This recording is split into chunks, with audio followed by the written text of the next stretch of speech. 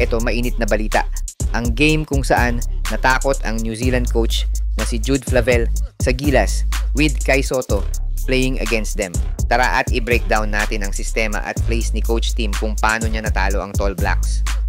Pero bago yan, like and subscribe lang mga kabady para sa latest basketball news and highlights.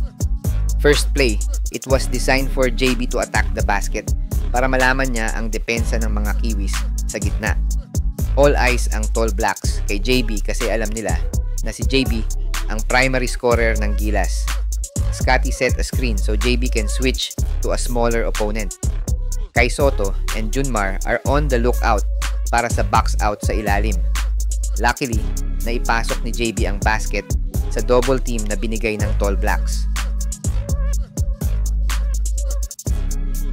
Second play, still kay JB pa din nakadesign ang play na to. JB passes the ball to Kai Sotto for just a quick handoff so JB can operate to the stronger side of Gilas. After that handoff, Kai rolled inside the paint aiming for box out since this play is designed for JB to knock out a jumper to attract the 7-footer of Tall Blacks na lumabas sa shaded area.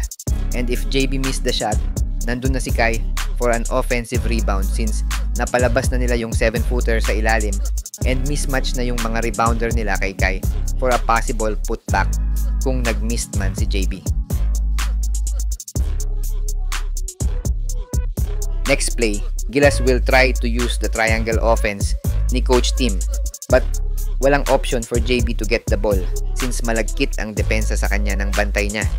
Gilas will switch their play on the weak side kung nasaan si Kai since all eyes ulit ang depensa kay JB sa right side and di ma-execute ang triangle offense and JB already signaled na mag-switch play sila since hindi niya talaga mahawakan ng bola.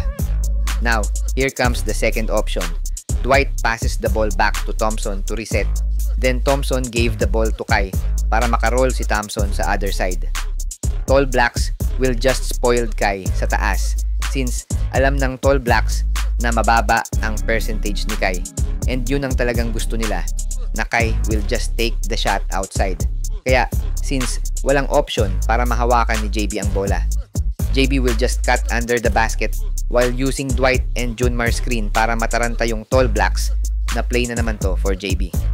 Notice that Junmar is just a decoy sa side para lang palakasin yung screen kay JB at isipin ng Tall Blacks na kay JB ang play and magnetize yung depensa while Kai already recognize it na nawala yung bantay ni Dwight at sumama sa double team kay JB.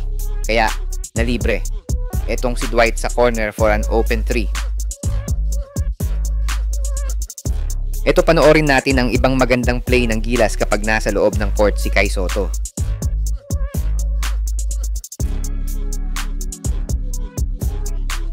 Dito sa play na to, makikita natin na isa din magaling na facilitator itong si Kai, setting up his teammate for an instant offense.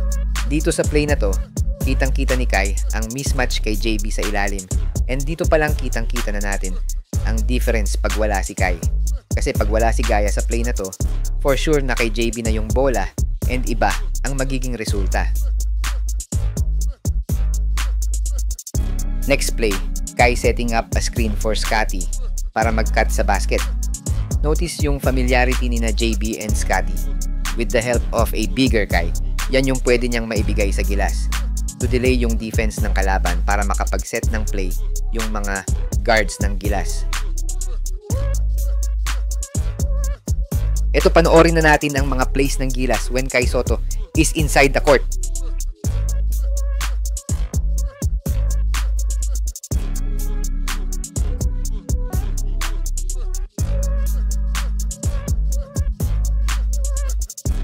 Yan panigurado ang mga plays na nakita ng coach ng New Zealand kaya niya nasabi na medal contender ang Gilas. And the way Kai dispatched the Tall Blacks sa game na to makes it more dangerous, sabi nga ni Jude Flavel when Kai is in the game.